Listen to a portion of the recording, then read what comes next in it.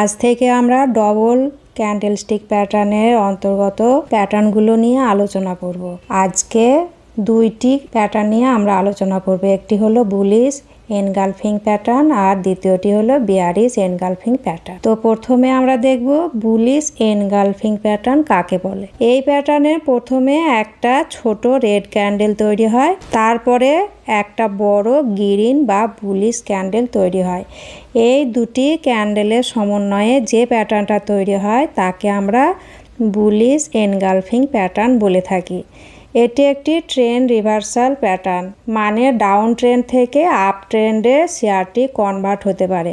এই বুলিশ ক্যান্ডেলটি আগে রেড ক্যান্ডেলটাকে পুরোপুরি ঢেকে দেয়। এটা দেখে আমরা বুঝতে পারছি যে শেয়ারটিতে স্ট্রং বাইং এসেছে আর সেলাররা কিছুটা দুর্বল হয়ে পড়েছে।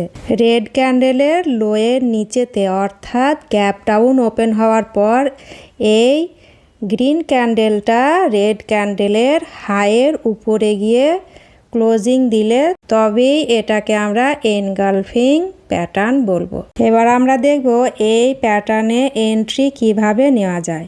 এনগালফিং প্যাটার্নের পরে আমরা একটা গ্রিন ক্যান্ডেলের ওয়েট করব, অথবা শেয়ারটি যখন ডাউন ট্রেন্ডে চলছিল তার লাস্ট যে হাই আছে সেই হাইটা ভাঙার পর তবে আমরা এন্ট্রি করব। এটা একটা সেফ এন্ট্রি হবে।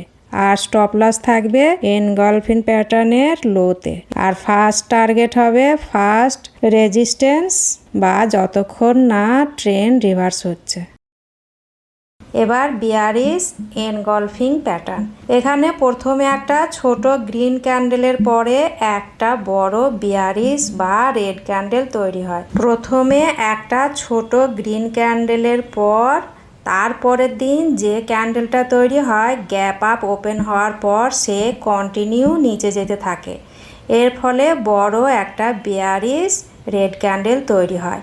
আর এই গ্রিন আর এই বড় রেড ক্যান্ডেলের সমন্বয়ে যে প্যাটার্নটা তৈরি হয় তাকে আমরা বিয়ারিশ এনগলফিং প্যাটার্ন বলি। আপ ট্রেন্ডের পর রেজিস্ট্যান্স এরিয়াতে এই প্যাটার্ন তৈরি হলে আমরা বুঝবো যে এবার ট্রেন্ড রিভার্স হতে পারে বা শেয়ারটি আপ ট্রেন্ড থেকে ডাউন ট্রেন্ডে কনভার্ট হতে পারে।